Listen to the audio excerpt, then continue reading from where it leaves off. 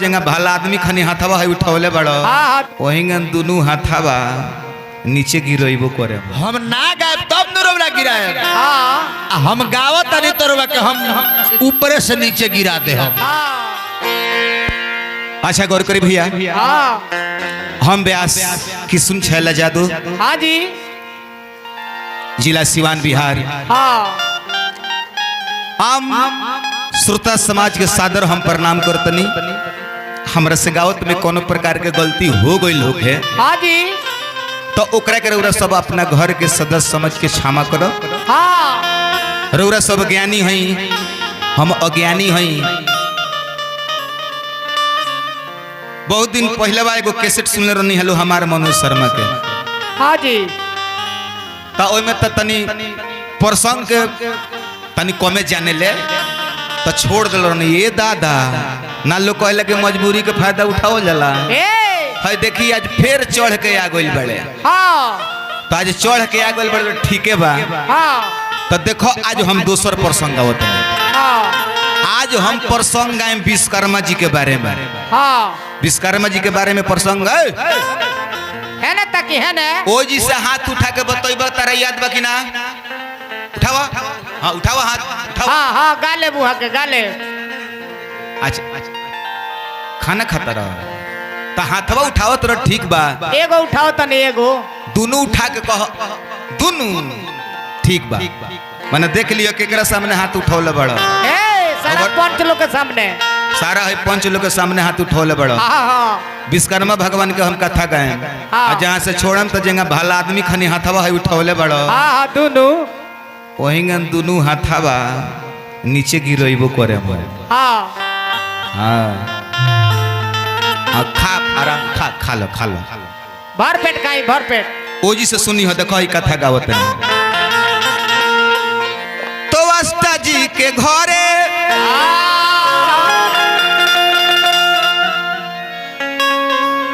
विश्वकर्मा जी के जन्म भइल।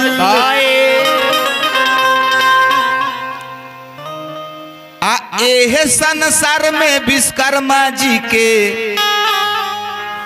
देखी कौन कौन कर्म भइल।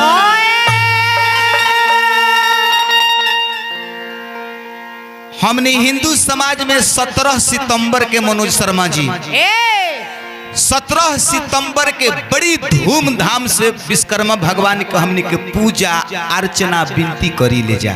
हाँ जी वो विश्वकर्मा भगवान के जन्म तो अष्टा ऋषि के घरे भई रहे। जब घरे भइल हमारा घरे लड़का होकस तब चाहे मनोज शर्मा जी के घरे लड़का होकस तब सोहर मंगल जरूर होला। अब ये तो अष्टा जी के घरे सोहर मंगल झूमर होता। हाँ जी घर के माता बहन लोग आवेला लोग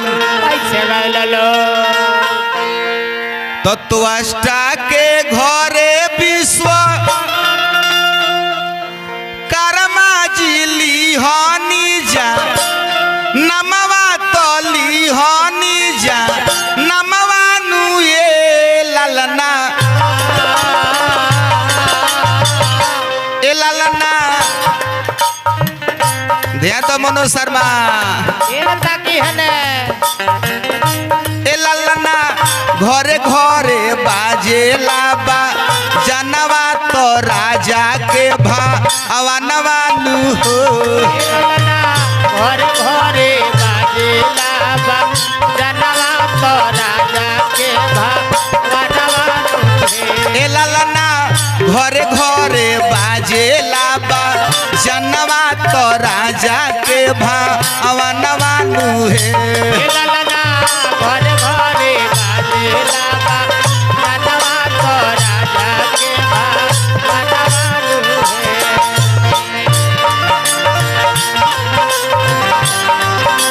जय हो विश्वकर्मा भगवान सबकरा पर दया करी। तेरे बगैर साजन तेरे बगैर साजन सावन बजा न देगा चूड़ी बजा न देगी चूड़ी बजा न देगी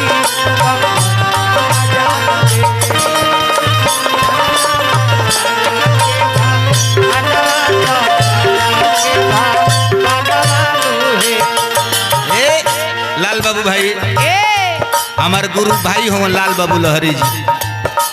आप देखा है दे मुंह पोछत हो दे चलल बड़े मनोज शर्मा जी। आओ भैया आई आई आई बैठी है ने ओ जी बैठी, ओ जी बैठी। एकरा बाद रौरे आवे के बा ए गावतारे छैला जादो गनवा तो एही भा वनवा तो एही भा वनवा नु ये ललना। अरे छैला यादो बनवा तो एही भा बनवा तो एही भा बनवा तू है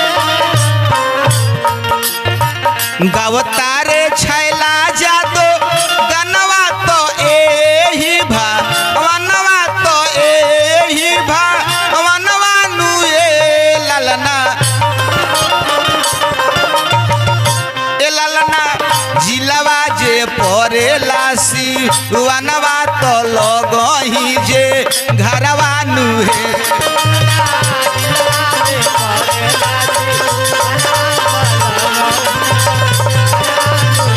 हे ललना जिलवा जे परेला सी वनवा तो लगही मा कनवा नु हे। ललना दिलवा दे परे लासी बनवा तो लगहे बनवा तू इहे खुशी मंगल मनावल गईल।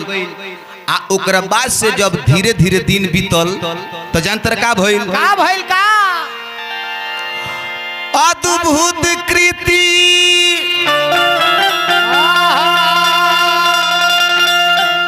किए बाबा ब्रह्मा आ गुरु गृह पढ़ने गए विश्वकर्मा। जब पढ़े के अवस्था जब हो गई विश्वकर्मा जी के, तब पहले के समय में महेंद्र बाबा, ए शौकत भाई, लाल बाबू भाई, हाँ जी मनोज शर्मा भाई, तू सुनो। पहले के समय में गुरुकुल में जाके आरोह के ओही जी पढ़ल जाओ। ए बड़ा खानी ना लड़का स्कूल में गइल बड़ा सन कापी लिखल बड़ा सन तो खिचड़ी मोह के लागल बा। हाँ हाँ हाँ अब कापी किताब छोड़ के आ खिचड़ी की ओर सुंघल शुरू कइले बड़े सन। लेकिन पहले के नियम रहे, पहले के समय में आपन घर छोड़ के आ जाके गुरु ही की यहाँ रह के आ ओही जी पढ़ल जाओ, लिखल जाओ, आ ओही जी खाना पीना सब कुछ ओही जी होके। हाँ अब ये विश्वकर्मा जी अपना गुरु के आश्रम में पढ़े लगनी। धीरे धीरे बबुआ पढ़ैया जे पढ़े ले, धीरे बबुआ पढ़ैया जे पढ़ ले धीरे धीरे बबुआ पढ़ैया जे पढ़े ले। धीरे बबुआ पढ़ैया जे पढ़ ले शैलेंद्र बाबू, ए धीरे धीरे बबुआ पढ़ैया जे पढ़े ले। हाँ हाँ पढ़ाई होके तो में संगीतों के भी शिक्षा टाइम दिया। हाँ हाँ ये आंगनबाड़ी के पढ़ाई ना हो। मनोज शर्मा जी आंगनबाड़ी के पढ़ाई ना हो, हाँ ओई में कबड्डी खेले के भी समय दिया। हाँ जी धीरे धीरे बबुआ पढ़ैया जे पढ़े ले। धीरे धीरे बबुआ पढ़ैया जे पढ़ ले धीरे धीरे बबुआ पढ़ैया जे पढ़े ले। धीरे धीरे बबुआ पढ़ैया जे पढ़ ले धीरे धीरे बबुआ पढ़ैया जे पढ़े ले। धीरे धीरे बबुआ पढ़ैया जे पढ़ ले जाके संगतिया संगे उहो जे लड़े ले। उहो जे लड़ ले जाके संगतिया संगे उहो जे लड़े ले।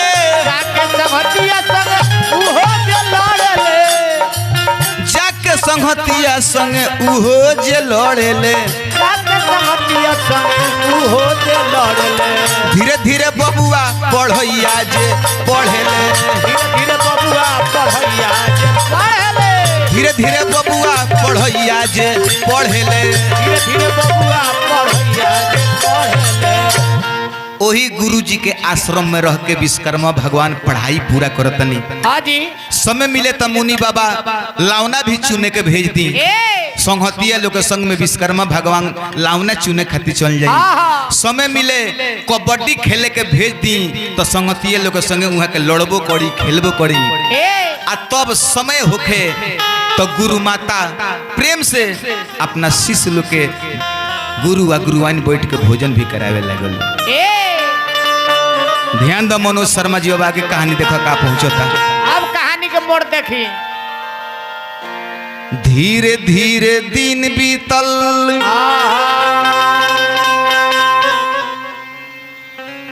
अरे गुरुजी के घरवा में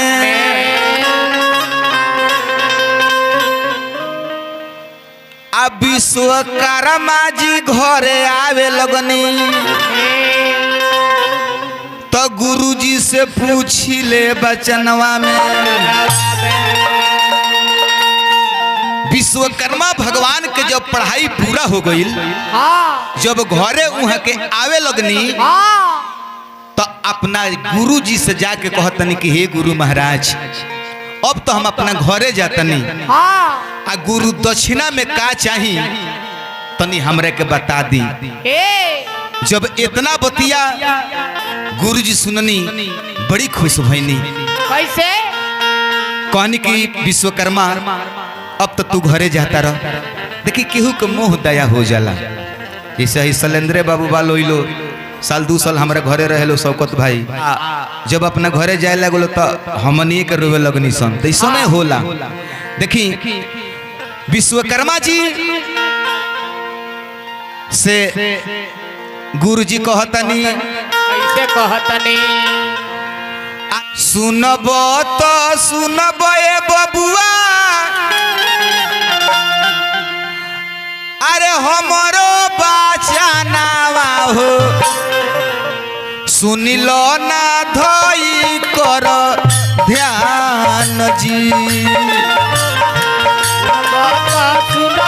बबुआ हमारो बाजा नावा हो धरी कर ध्यान जी। ए मनोज शर्मा जी मनोज शर्मा भाई अरे एगो दूगो गीत गावल ऊ कोनो बात ना तनी किसनो छाला में आवे के चाहिए। किसुन छाला के भगवान एक पीस से धरती पर भेजल ही बड़े। एक किसुन छाला खानी ये धरती पर केहू नहीं के तू नहीं खा। अब पूछा का है ऐसे कि भगवान एक खानी सातका का बनोई बने पड़े तू तब फूलत थकबा कि अपना घमंडे कहते ना हम सही कहते ना। हाँ शर्मा जी के देहिया मेरा और 2 गो देह हो जाई। हाँ हो जाई। तू तो तनी मोट बड़ा भाई हम तनी पात्र बनी ए जी भगवान अंतर कर दिले बड़े कि ना।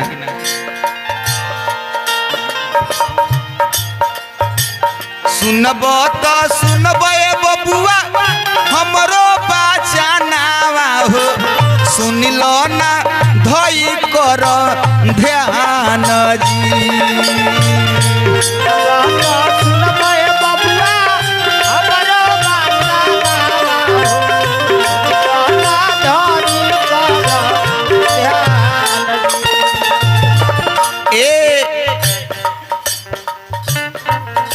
विश्वकर्मा जी से गुरुजी कहतनी हमरो कहानी बाटे छुअत पालानी बाटे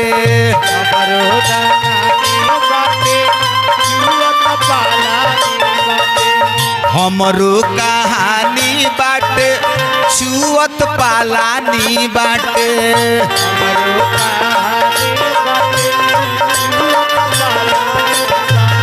ए विश्वकर्मा जी अरे इतना दिन तू रहल आ देखल हन बरसात के समय आवत रह तो कितना हमारा तहारा लोग गजन होत रह। हमरो कहानी बाटे चुवत पालानी बाटे कर बबुआ कवन उपाय जी।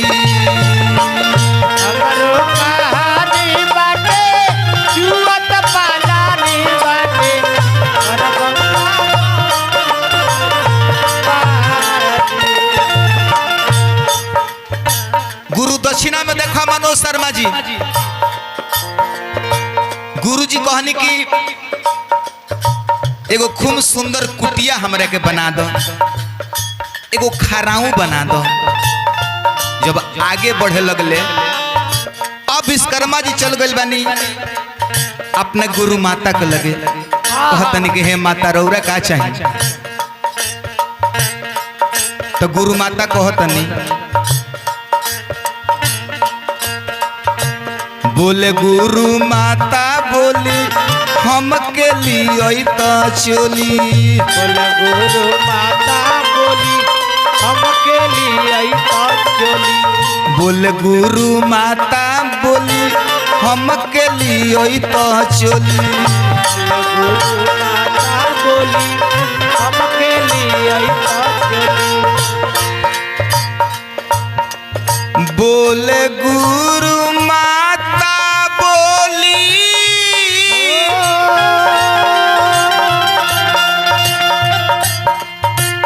हम के लिए तो चोली। ए बाबू ए महेंद्र बाबा ए बाबा पूरा होइते हमरो आरा मान जी।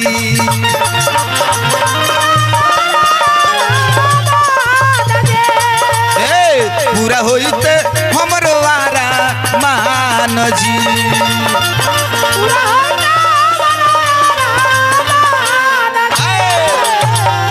मनोज शर्मा भाई ध्यान दो।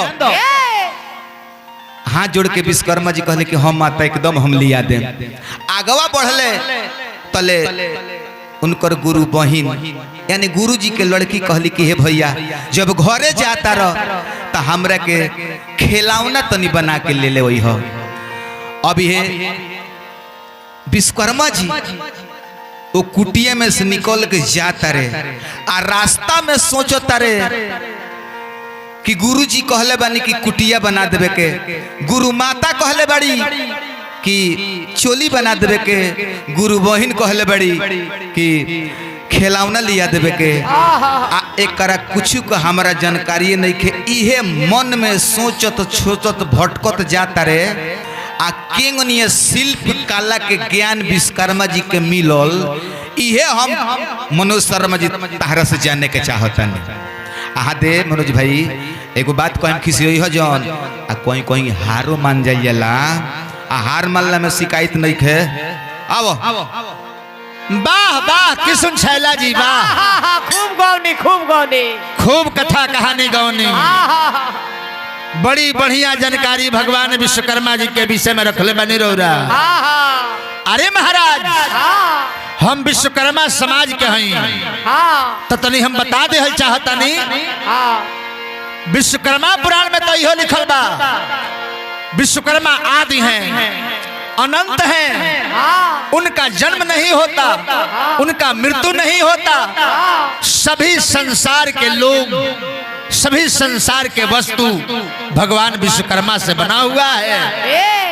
लेकिन रौरा जौन गाओ तनी तोनो लिखल बा आ जहाँ छोड़ले बनी तोहे से गायब, ई भागे वाला ना हुवन। एक किशुन छैला जी हाँ पूरा खाना खियौले हरो रखे। कहतले कि खाना खात रहो तन दोनों हाथ उठाओ। अरे महाराज हाथ रवा कहतनी कि हाथ उठाओ तरो आ ना कोई बतो हम हाथ नीचे गिराए। अरे महाराज हम ना गायब तब न रौला गिराए, हम गावत तनी तोरवा के हम ऊपर से नीचे गिरा दे। हम एकर के जान ली बुझाते नहीं खे। हाय देखी भगवान विश्वकर्मा हाँ जी गुरु जी के बात सुन के, गुरु माता के बात सुन के, आ गुरु बहन के बात सुन के मन में विचार कइले। का विचार कइले? तब बाबा विश्वकर्मा कइले अपना मन में विचार, सोचले कि कौन जुक्ति लगाई कैसे होई उधार। सोचे लगले कि कौन जुक्ति लगाई कि गुरु के वचन के हम पूरा करी। अरे मनवा में कैले विचार हो चल ले बाबा विश्वकर्मा।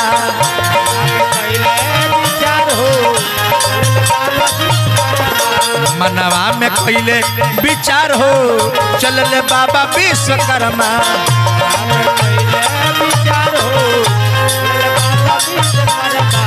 ए बाबूगा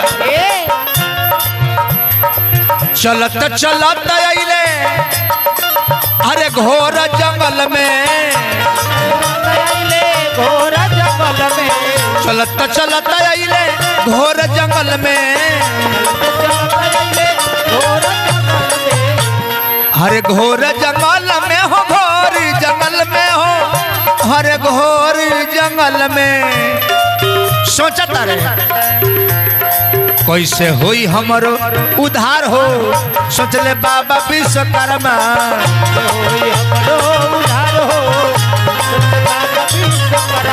कैसे होई हमरो उधार हो चलले बाबा विश्वकर्मा।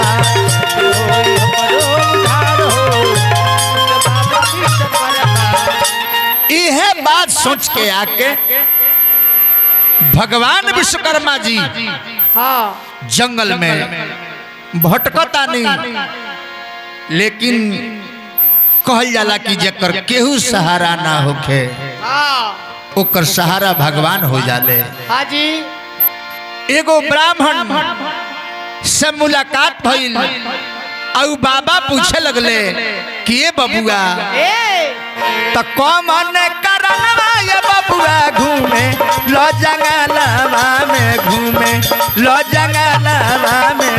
काहे ताहर मानमा उदासन ये राम की राम हो, काहे ताहर मानमा की राम हो, काहे ताहर मानमा उदासन ये राम की राम हो, काहे ताहर मानमा। सच सच बतिया ये राम हम से बतई तो यार हम से बतई तो हो, काहे ताहर मानवा उदासन ये राम हो, काहे ताहर की राम हो, काहे ताहर मानवा उदासन ये राम हो, काहे ताहर की राम हो, काहे ताहर मानवा उदासन ये राम।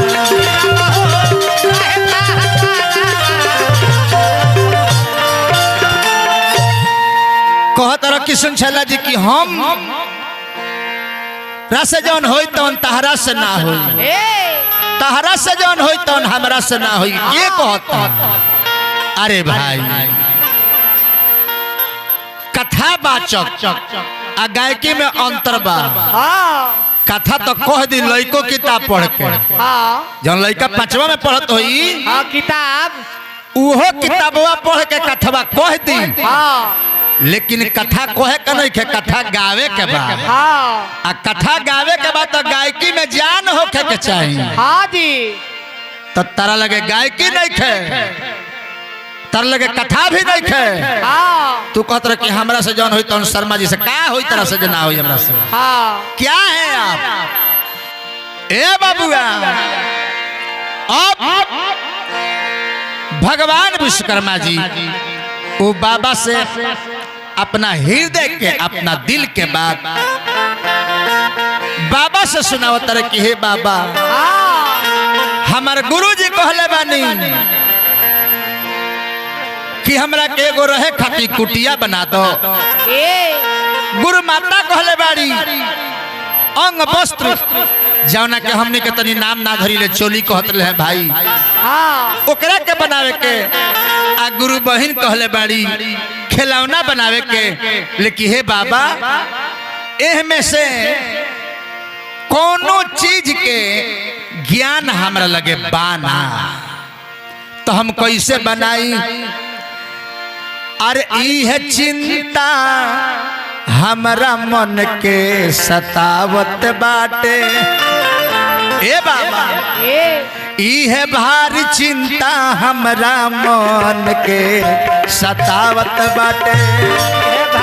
चिंता हमरा मन के सतावत हवे इहे भारी चिंता हमरा मन के सतावत बाटे इहे भारी चिंता हमरा मन के सतावत कैसे होई हमारो उधार जी कैसे होई हमरो उधार कैसे होई हमारो उधार जी कैसे होई हमरो उधार ए बाबा ये हम सोचतानी अपना मन में कैसे पूरा करी हम गुरु के बचना कैसे पूरा करे हम उनके बचाना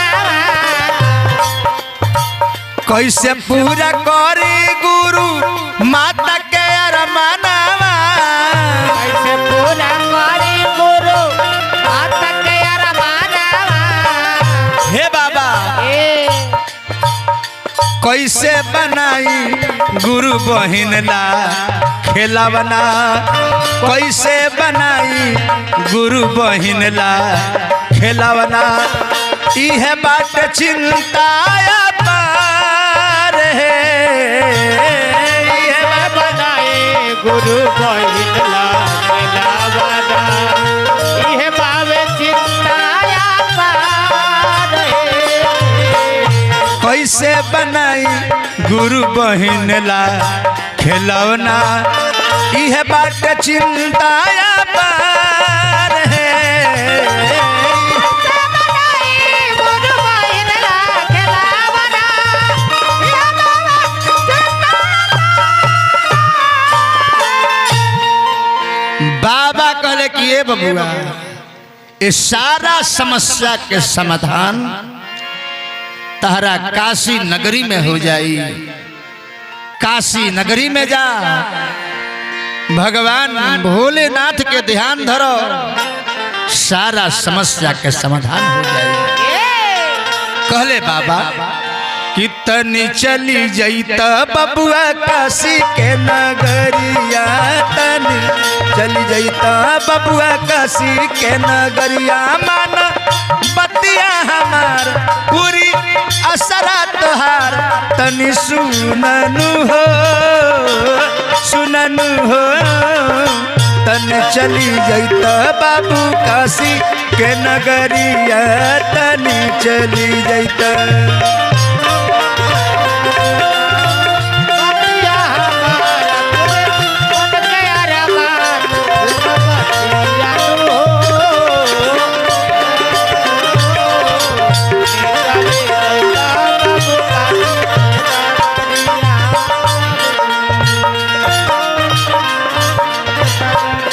कहले बाबा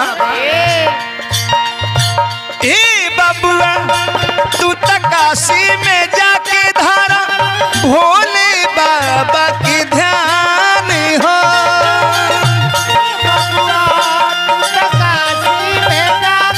भोले बाबा के ध्यान हो सच कहीने उनके कृपा से सच कहीने उनके कृपा से पूरा होई तोहर अरमान हो तनी चली जईता बबुआ काशी के नगरिया तनी चली जईता बबुआ काशी के नगरिया तनी चली जईता बबुआ काशी के नगरिया ए मालिक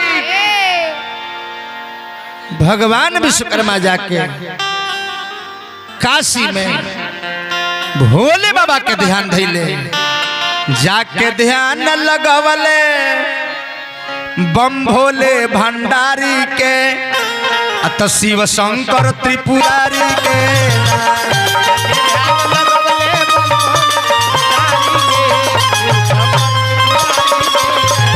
जाके ध्यान लगवले बम भोले भंडारी के शिव शंकर त्रिपुरारी के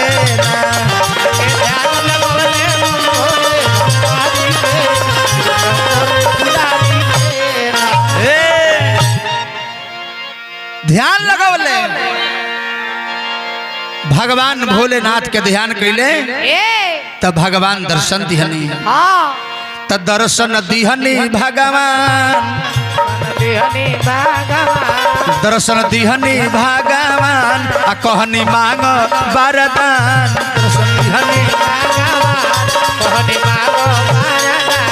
दर्शन दिहनी भगवान कहनी मांग वरदान।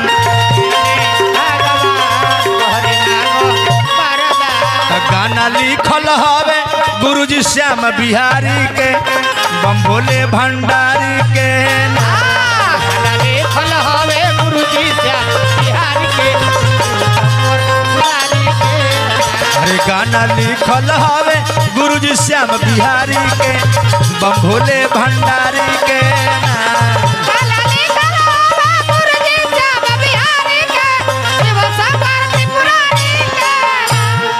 उहे भगवान भोलेनाथ से अपन सारा बात सुनौले।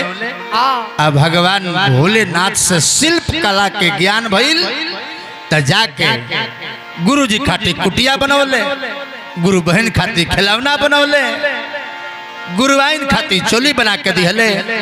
सबकर अरमान पूरा भइल आ गुरु कर्ज से उत्तीर्ण भइले गुरु दक्षिणा दे के। प्रेम से बोली विश्वकर्मा भगवान की।